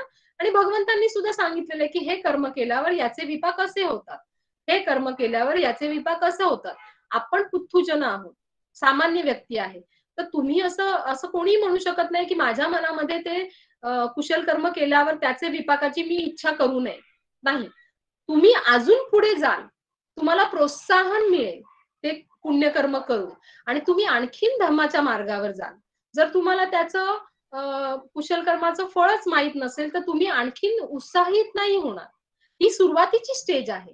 एक वेळ अशी येते की तुम्ही जास्त विचार पण करत नाही की याचं फळ मला मिळेल, नाही मिळेल. कारण तुम्ही माइंडफुल असता. तुम्ही माइंडफुल असता त्याच्यामुळे तुम्ही काय करता, जेव्हा दान देता तेव्हा तुम्ही दान देता.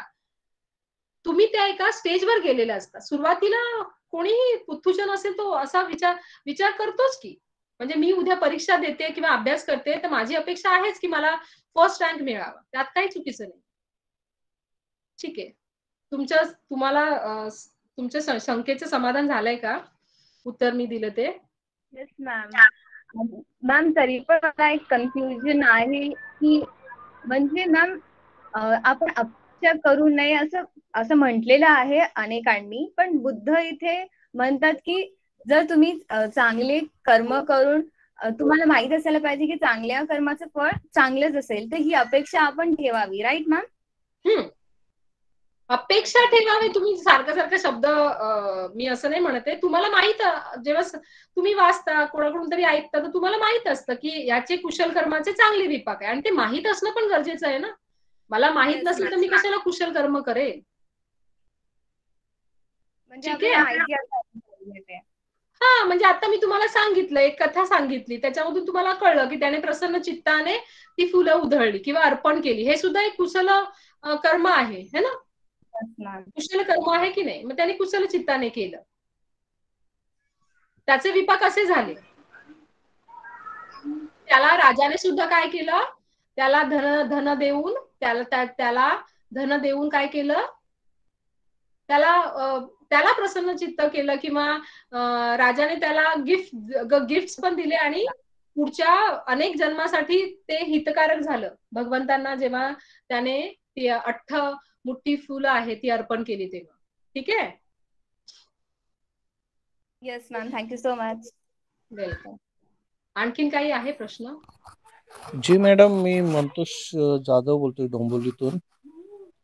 माझा बोला ना. प्रश्न असा आहे की कुशल कर्म केल्यामुळे म्हणजे याच ठिकाणी आपल्याला त्याचा परिपाक मिळतो किंवा जे काय म्हणजे जे पुण्यकर्म आहे ते आपल्या जीवनामध्ये मिळतं आणि अकुशल कर्म केल्यावरती कधी विपाक मिळतो?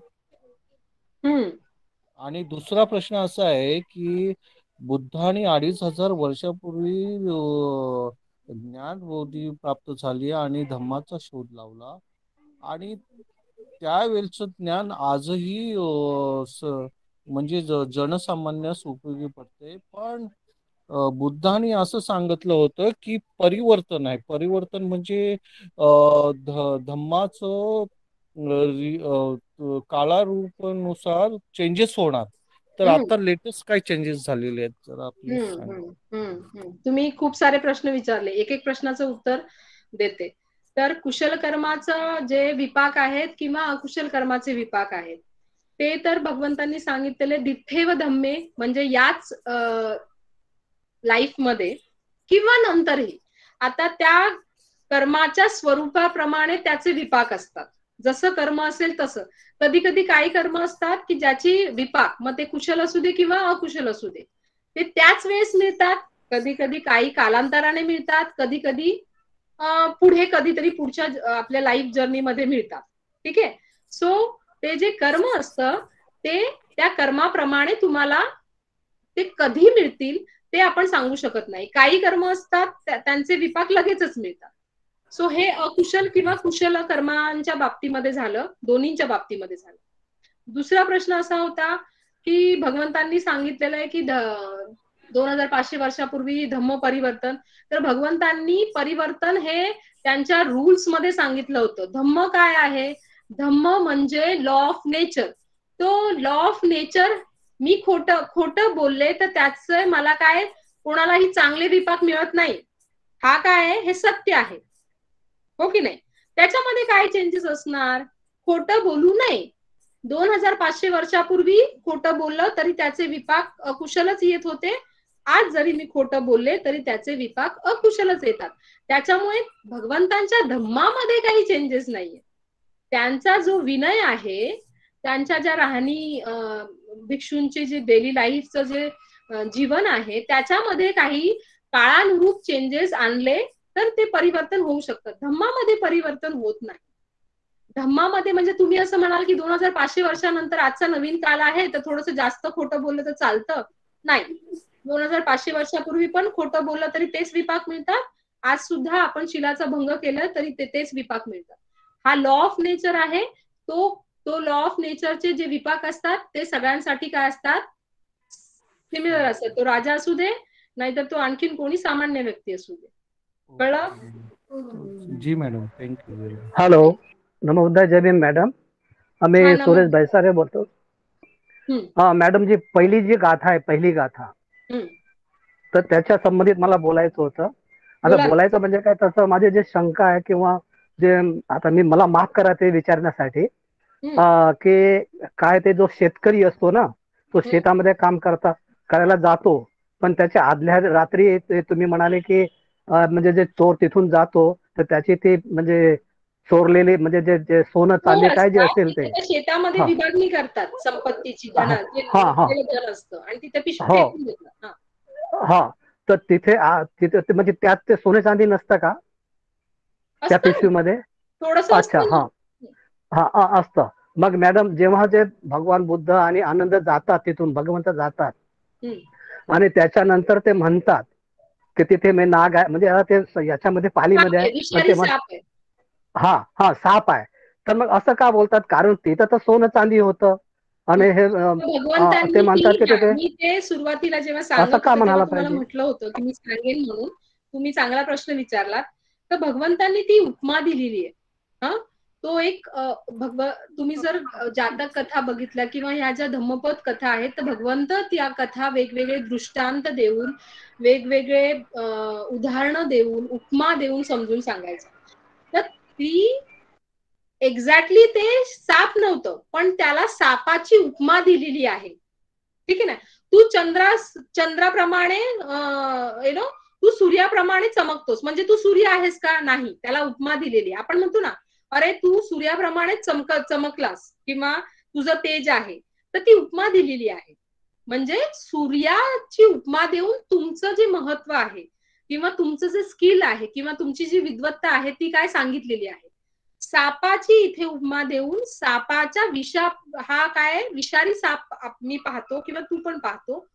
धन हे विषारी सापाप्रमाणे आहे. भले ते वरवर आपल्याला चांगलं दिसत असेल तरी सुद्धा ते आपल्याला काय होतं, घातक ठरतं. आता इथे आपण ते योग्य रूपाने घेतलं पाहिजे. धन आपल्याला घातक कधी ठरतं, जेव्हा ते अयोग्य रीतीने आपण त्याचा उपयोग केला तर. काही लोक धन धन धन धन धन साठवून ठेवतात, ते दान देत नाही. त्यांनी स्वतःचा उपभोग घेतला पाहिजे, स्वतःचं जे दैनंदिन जीवन आहे ते चालवलं पाहिजे. पण हे धन हे करताना, त्याचा संचय करताना ते नुसतं संचय करत गेलो, त्याच्यामध्ये तुम्ही तृष्णा वाढवत गेलात, अटॅचमेंट वाढवत गेलात की ही माझी संपत्ती, हे माझं घर, हे माझा बंगला, हे माझी संपत्ती, असं सगळं तुम्ही करत गेलात तर त्याच्यामधून तुमची तृष्णा वाढते. आणि म्हणून भगवंतांनी म्हटलेलं आहे की हे धन जे आहे ते तुम्ही स्वतःच्या उपयोगाला तर तुम्ही तुमच्या मुलाबाळांना तर द्यावं, पण त्याच्याच बरोबर तुम्ही दान सुद्धा द्यावं. आणि जेव्हा आपण दान देतो तेव्हा आपल्याला त्याचा उपयोगच होतो. पुन्हा ते काय होतं आपल्याकडे, पुन्हा आपण ते दान दिल्यामुळे आपल्याला काय होतं, ते पुन्हा आपल्याला लाभ होतो त्याचा. पण आपल्याकडे साठवल्यामुळे आपली अटॅचमेंट वाढते, तृष्णा वाढते आणि ही तृष्णा आपल्याला अनेक जन्म घेण्यासाठी कारणीभूत ठरते. आणि भगवंतांनी म्हटलंच आहे ना की तन्हा आहे या सगळ्या दुःखाचं कारण. आणि म्हणून या धनाला काय म्हटलेलं आहे, विषारी साप म्हटलेला आहे. की अटॅचमेंट वाढवतं.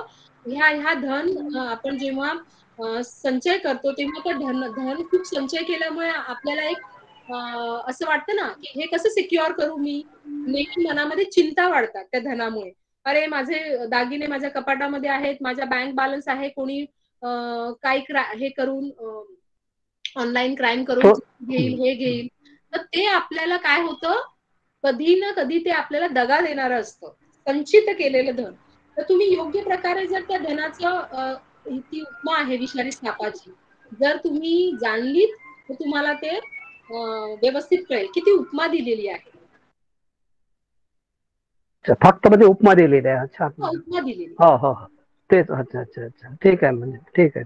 हो, बरोबर आहे मॅडम. Thank you thank you. धन्यवाद. कोणाला आणखीन काही प्रश्न आहेत का?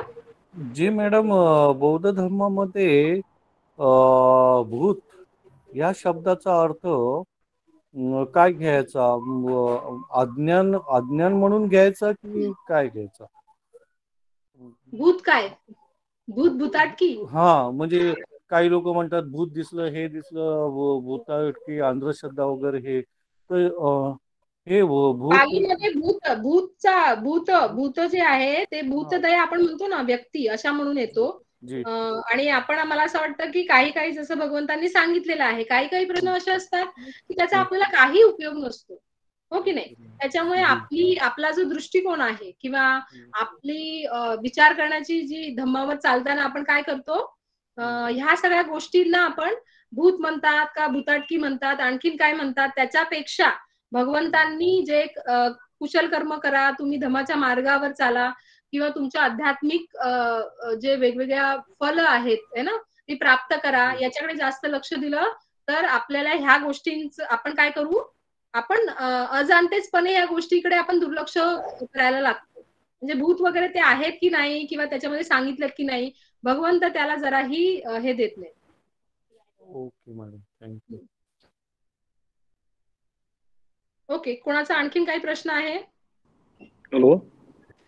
हा मॅम, मला असं विचारायचं होतं की आपण जे कर्म करतो त्याचे विपाक आपल्याला मिळतात, ते आपल्याला कळतात की आपल्याला कसं कळतात की आपल्याला त्या कर्माचे आपल्याला हे विपाक मिळाले म्हणून? मिळतील, तुम्हाला कळतील जेव्हा तुम्ही माइंडफुल व्हाल ना, जेव्हा तुम्ही जागृत व्हाल. जागृत म्हणजे नुसतं जागृत होणं नाही, मी आता 9:30 वाजलेत असं जागृत नाही. जागृत आध्यात्मिकच्या दृष्टीने भगवंतांनी सांगितलेले आहे की सती जागृत करायची. ज्यावेळेस तुमची सती म्हणजे जागरूकता, ती जेव्हा जागृत असेल तेव्हा तुम्हाला कर्म करताना सुद्धा तुम्हाला कळेल की मी काय कर्म करतोय ते अकुशल आहे का कुशल आहे. अगदी वरवरचं नाही, ऍक्शन ओरिएंटेड नाही, तर जे तुमच्या चित्तामध्ये सुद्धा जी कर्म होतायत आपोआप, है ना, तुम्ही झोपताना होतायत, तुम्ही न बोलता सुद्धा तुमच्या चित्तामध्ये काही ना काही क्लेश निर्माण होतात, काही कर्म निर्माण होतात, अकुशल कर्म निर्माण होतात, कुशल निर्माण होतात. तर त्या दृष्टीने सुद्धा जेव्हा तुम्ही माइंडफुल असाल त्यावेळेस तुम्हाला ते कळतात विपाक. ठीक आहे. आता हे विपाक कळण्यासारखं आपण तेवढे अजून लेवल नाही गेलेली आहे. हे याचं विपाक आहे, म्हणजे आज मी काल काही कर्म केलं ना बरोबर त्याचे विपाक आहेत, हे तुम्हाला आता नाही कळणार. पण एक आध्यात्मिक स्टेज आल्यावर ते तुम्हाला कळेल, हो की नाही. तर तुम्ही त्याचा जास्त आपण विचार करू नये की मी आज कर्म केलं त्याचा विपाक मला फॉर एक्झाम्पल सकाळी मी जे कर्म केलंय कुशल कर्म त्याचा आज संध्याकाळी तुम्हाला काहीतरी सपोज चांगले विपाक मिळाले आणि असं तुम्ही अनुभव केला, तर तुम्ही ते सकाळच्या कर्माचा आहे की 2 दिवसाच्या कर्माचा आहे याचा विचार न करता कुशल कर्माचे विपाक आहेत. ते कुतकुजनांना किंवा सामान्य व्यक्तींना एवढ्या लवकर नाही कळत. एक स्टेज गेल्याच्या नंतर कळतं की बाबा हे कुशल. पण कोणत्या कर्माचे विपाक कधी मिळतील हे थोडंसं कठीण आहे. Thank you ma'am. मॅम, माझा हा प्रश्न आहे की धनासंबंधी भगवान बुद्धांनी जे वक्तव्य केलेलं आहे, तर मला असं म्हणायचंय की ज्या माणसाला 2 वेळचं एका वेळचं जेवायला मिळत नाही आणि त्याच्या घरची परिस्थिती फारच वाईट आहे, तो दारिद्र्यामध्ये राहतो, मग त्याच्याकडे कोणते स्किल्स वगैरे काही नाहीयेत आणि मग तो लिकर सेल करायला, दारू विकायला किंवा आणखी ह्युमन ट्रॅफिकिंग सारख्या उद्योगामध्ये जातो, वाईट कामामध्ये. तर मॅम त्याच्या इथे भुकेचा प्रश्न आहे आणि भगवान बुद्धांनी भुकेसंबंधी सुद्धा म्हटलं आहे की भूक ही सर्वात मोठी माणसाची शत्रू टाईप फारच वाईट आहे. तर इथे काय करायला पाहिजे त्याने? इथे असं करायला पाहिजे, भगवंतांनी सांगितलेलं आहे की जेव्हा आपण आपण गरीब आहोत, एखादी व्यक्ती गरीब आहे आणि तिला धन मिळवण्यासाठी जर एखादं असं कर्म करायला लागेल जसं तुम्ही सांगताय की लिकर वगैरे, तर भगवंतांनी या सगळ्या ज्या आजीविका आहेत त्यांना मिच्छा आजीवा म्हटलेलं आहे. म्हणजे वेपन्स मध्ये बिझनेस करणं किंवा तुम्ही लिकर ज्याच्यामुळे तुम्ही काय व्हाल, तुम्हाला मादकता येईल किंवा तुम्ही इंटॉक्सिकंट सेवन करणं किंवा त्याचे बिझनेस, किलिंगचे बिझनेस म्हणजे स्लॉटरिंग असेल, कोणी मटन वगैरे जे हे असतात ना स्लॉटरर, ते बिझनेस त्याच्यामध्ये तर ते मिच्छा आजीवा असं म्हटलेलं आहे, आजीविका, की ज्याच्यामुळे तुम्ही पोटाची खळगी भरता किंवा अर्निंग्स, तर हे तर मिच्छा आजीवा आहे. तुम्ही गरीब आहात, तुम्हाला चांगले पण आहेत ना बिझनेस, तुम्हाला अकुशल ज्याच्यामधून निर्माण होतं किंवा अकुशल कर्म निर्माण होईल असे बिझनेस कशाला करायचे? ठीक आहे. तर तुम्ही हे लक्ष दिलं म्हणून तुम्ही माइंडफुल असलं पाहिजे. तुम्ही गरीब आहात पण तुम्ही माइंडफुल असाल तर तुम्ही चांगले बिझनेस कराल, सम्मा आजीवा. ठीक आहे. तर त्याच्यात काहीच नाहीये की तुम्ही अकुशल कर्म करणं किंवा अकुशल बिझनेस मध्ये इन्व्हॉल्व्ह होणं हे कधीही चुकीचं. तुम्ही गरीब असा नाही तर तुम्ही श्रीमंत असा, बुद्धांनी त्याला मिच्छा आजीवा असं म्हटलेलं आहे. So you do some good business ना, some good, you indulge yourself in some good things. बरोबर ना. तुम्ही गरीब आहात, यू हॅव मेनी ऑप्शन्स, तुम्ही त्या ऑप्शनला का जाताय, चुकीच्या ऑप्शनला? प्रत्येक व्यक्तीच्या हातामध्ये ते असतं. म्हणजे एका परिस्थितीचा सामना करण्यासाठी आपण आणखी वाईट परिस्थितीमध्ये तर तुम्हाला, आणि लक्षात ठेवा जेव्हा आपण कुशल कर्माकडे जेव्हा एक पाऊल पुढे जातो तेव्हा आपलं कर्म, कुशल कर्मच आपल्याला आणखीन पुढे घेऊन जातं. लक्षात ठेवा. अकुशल कर्माकडे जेव्हा जेव्हा जाता तेव्हा तुम्ही आणखीन त्या खाईमध्ये किंवा त्या खड्ड्यामध्ये जात असता, तुम्ही आणखीन आतमध्ये जात असता. त्याच्यामुळे पहिलं पाऊल कुशल कर्माचं तुम्हाला पुढे आणखीन चांगल्या कर्माकडे घेऊन जातं. अकुशल कर्माचं पहिलं पाऊल हे नेहमी तुम्हाला आणखीन प्रॉब्लेम्स मध्ये टाकतं. ठीक आहे. हॅलो मॅडम, आम्ही मॅडम बैसारे परत बोलतो. आता जे स्वीटी मॅडमने जे विचारलं ना क्वेश्चन, की जो दारूचे बिझनेस करतो, मी त्याच्यातच म्हणजे मी परिस्थिती दुसरी सांगतो मॅडम, की काय आहे की समजा तो एक व्यक्ती आहे, तो नोकरीसाठी प्रयत्न करतो, म्हणजे त्याच्यासाठी कुठेही काम धंदा करण्यासाठी, म्हणजे आपलं परिवार पालण्यासाठी, पण त्याला कुठेच नोकरी मिळत नाही. तो खूप प्रयत्न करतो, पण असेच त्याला म्हणजे असं एक दारूचं दुकान मिळतो, म्हणजे तिथे नोकरी तो करायला भाग पडतो एक प्रकारचं, त्याच्याशिवाय त्याला पर्याय नसतो. तर तो दारूच्या दुकानात एक नौकर म्हणून काम करतो, म्हणजे ते दुकान असतो एखाद्या वेगळ्या मालकाचं असतो, पण तो तिथे काम करतो, म्हणजे नोकर असतो. म्हणजे तिथे तो जे येतात विकत घेणारे त्यांना तो बॉटल काढून देतो, म्हणजे एक प्रकारचा तो सर्व्हिस देतो, मॅनेजर पण नसतो. फक्त तो काय करतो, बॉटल काढून द्यायची किंवा ते पैसे त्यांच्याकडनं घ्यायचे आणि ते मॅनेजरला द्यायचे, एवढंच काम करतो.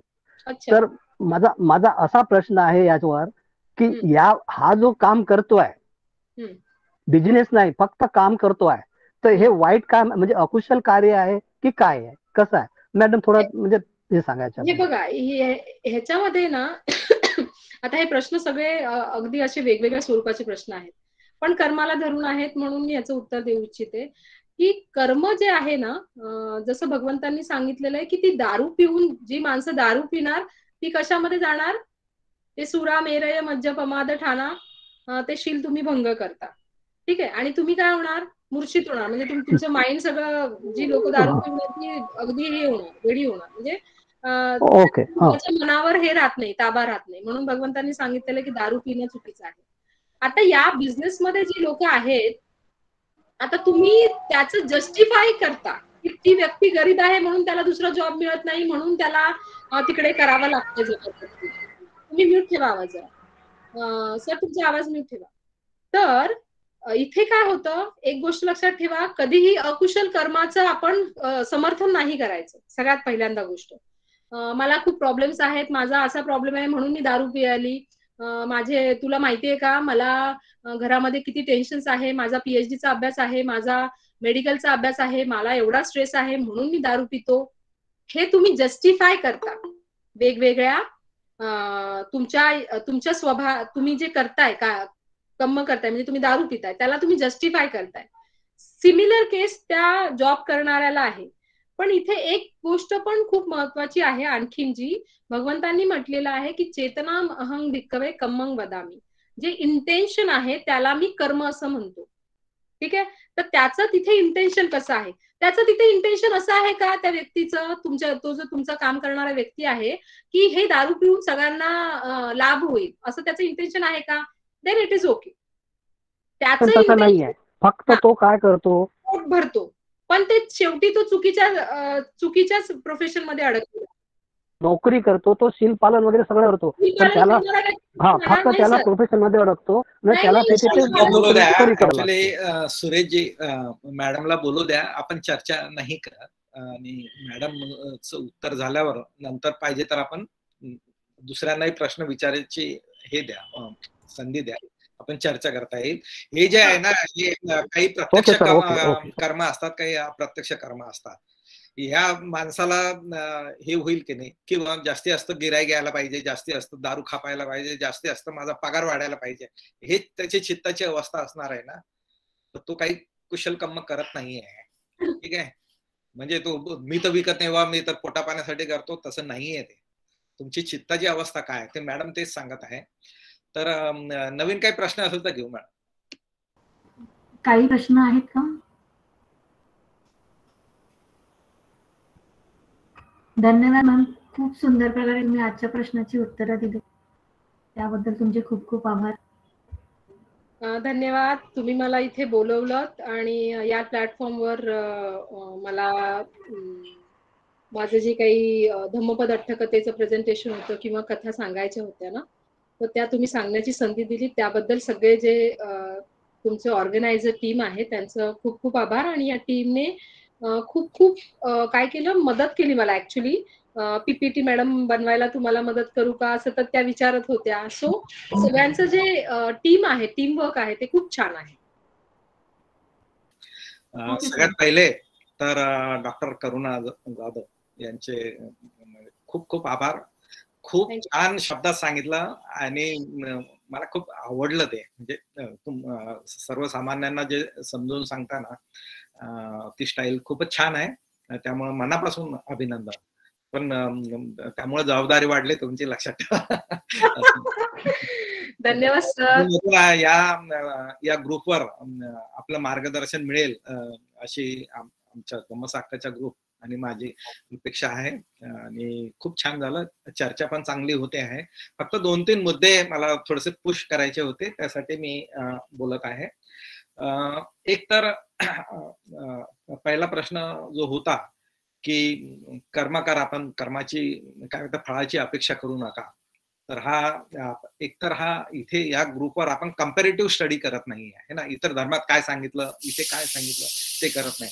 आपण खूप रिस्ट्रिक्टेड झोन मध्ये आहे. आपण फक्त धम्मपद अट्टकथा काय, बुद्धाचे वचन काय आहे एवढ्या पुरतच आपण सांगतो. बुद्ध काय बोलतात, इतर काय बोलतात त्याच्याबद्दल आपण जास्त चर्चा करत नाही.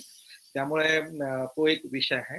दुसरा जो विषय होता की कर्म आणि विपाक म्हणजे जे फळं मिळतात त्याच्या संदर्भात प्रश्न उत्तर झाले. मॅडमने सांगितलं पण आहे त्याचे. फक्त त्यात अभिधम्मामध्ये सांगितलेलं आहे की विपाक जो असतो, जो फळ जे असतंय ना, ते 4 प्रकारे मिळत असतंय. एक तर जे फळ असतंय की जे ताबडतोब मिळत आहे. दुसरं फळ आहे ना, त्याला बराच कालावधी लागतो. आणि तिसरं फळ जे आहे ते अनेक जन्मानंतरही म्हणजे त्याचा लाभ होऊ शकतो. आणि चौथ्या प्रकारचे जे कर्म असतात, ज्याचे विपाक असतात, ते क्वॅश करतात किंवा नलिफाय करतात किंवा हा. तर जसं की आपण मागच्या वेळेस चर्चा केली होती की अंगुलीमाल जो आहे त्यांनी एवढे खून करूनही ते अरंत झाले, कारण त्यांचे कर्म असे होते की ते म्हणजे त्याचे विपाक मिळाले नाही. त्यांनी जे खून केले होते ते अरंत झाले आणि मुक्त झाले. तर तो अभिधम्माचा अभ्यास आहे. आणि फक्त एवढंच लक्षात ठेवा की फळं जे आहेत ते ताबडतोब मिळतीलच असं नाही आहे. आणि आपण आपलं कर्म करत राहायचं. दुसरा जो विषय निघाला होता की कर्म करत राहा, फळाची अपेक्षा करू नका. आपण धम्माच्या याच्यात आपल्या याच्यात जे 4 विपाक सांगितले, आपण त्या दृष्टीनं त्या पदाचा आपण समजून घेऊ की कर्म करत राहा. फळ जेव्हा ते मॅच्युअर्ड होतील ना, तेव्हा त्याचा आपल्याला उपयोग नक्कीच होणार आहे. तिसरा एक जो प्रश्न होता की दरिद्री माणूस आहे, गरीब माणूस आहे, तो दान करू शकत नाही. तो कुठून म्हणजे स्वतःच खाऊ शकत नाही, तर दुसऱ्याला काय दान करणार आहे. पण एक लक्षात ठेवा की आपल्याला धम्मपदामध्ये त्या कथा मिळणारच आहे की दरिद्री माणूस जेव्हा दान करतो तर म्हणजे त्याचा पूर्ण दिवसभराचा कार्यक्रम त्या अट्टकथेत पुढे येणार आहे, त्यात सांगितलेलं आहे. तर जर तुमच्याकडं काहीच दान करण्यासारखं नसेल तरी काही हरकत नाही. तुम्ही प्रसन्न चित्ताने जो कोणी दुसरा दान करत असेल त्याला तुम्ही अनुमोदन द्या की ते जे दान करतात त्याला मी म्हणजे सपोर्ट करतो मनापासून आणि त्यांचा लाभ हो, माझा लाभ हो, असं तरी तुम्हाला चांगले परिणाम होऊ शकतात. आपल्याला मागे पण सांगितलं होतं की मठ्ठकुंडली जो होता, जो एका कंजूस श्रेष्ठी माणसाचा पुत्र होता आणि तो आजारी पडला, त्याला घराच्या बाहेर झोपवलं आणि त्याने आयुष्यात काही कर्म केले नाही, कारण तो म्हणजे कुशल कर्म केलेच नाही त्याने, कारण तो एक तर आजारीच होता आणि वडील काही खर्च करत नव्हते त्यासाठी. पण शेवटी जेव्हा बुद्ध तिथून गेले त्यांना प्रसन्न चित्तानं त्याच्याकडे बघितलं आणि तेवढंच फक्त त्याच्या हाती होतं ते त्यानं केलं आणि देवलोकात उत्पन्न झाला होता. तर कर्म विपाकाचा हा फार मोठा म्हणजे उदाहरणासहित बुद्धाने अनेक कथातून, अनेक गाथातून, सुक्तातून समजून सांगितलेला आहे. आणि या धम्मपदार्थ कथामार्फत आपण तेच समजून घेण्याचा प्रयत्न करतोय. हेच 3 पॉइंट होते सांगायचे होते. धन्यवाद. धन्यवाद मॅम. आपले आयोजक मार्गदर्शक यांची अनुमती घेऊन धम्मपद गाथा व त्यावरील अट्टकथा या साप्ताहिक मालिकेचा समारोप करण्या अगोदर या कार्यक्रमाचे आयोजक व मार्गदर्शक त्याचप्रमाणे आयुष्यमान Dayanand Misalkar sir, Sanjay Gaidhani sir, Vaishali Gaidhani ma'am, Chandras Tambe sir, Naina Chandras Tambe ma'am, आपल्या सर्वांच्या वतीने त्रिशरण ग्रहण करणाऱ्या आपल्या नलिनी बागुल मॅम, त्याचप्रमाणे फेसबुक लाईव्ह करणाऱ्या आपल्या सहकारी अर्चना ठोकळे मॅम यांचे आभार व धन्यवाद. धम्मपद गाथा व त्यावरील अट्टकथा या साप्ताहिक मालिकेचा समारोप करण्याआधी आदरणीय नलिनी बागुल मॅम यांना मी धम्मपालन गाथा घेऊन या साप्ताहिक मालिकेचा समारोप करावा अशी विनंती करते. आदरणीय नलिनी बागुल मॅम. सब्बपापस्सकरणं कुशलस्स उपसम्पदा सचेतपर्योदपनम् एतं बुद्धानशासनम्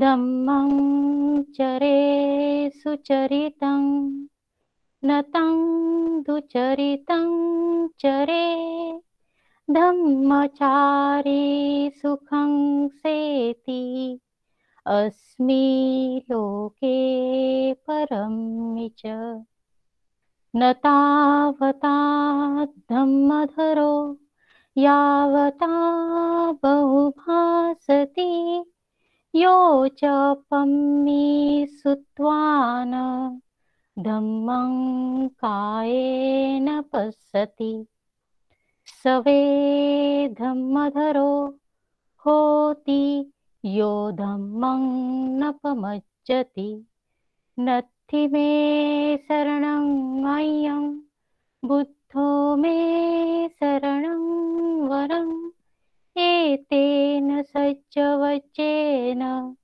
होतु मे जयमङ्गलम् नत्थि मे शरणं अय्यं धम्मो मे शरणं वरम् एतेन सज्जवचेन होतु मे जयमङ्गलम् नत्थि मे शरणं अय्यं संघो मे शरणं वरम् एतेन सज्जवचेन होतु मे जयमङ्गलम् नमो बुद्धाय नमो धम्माय नमो संघाय साधु साधु साधु।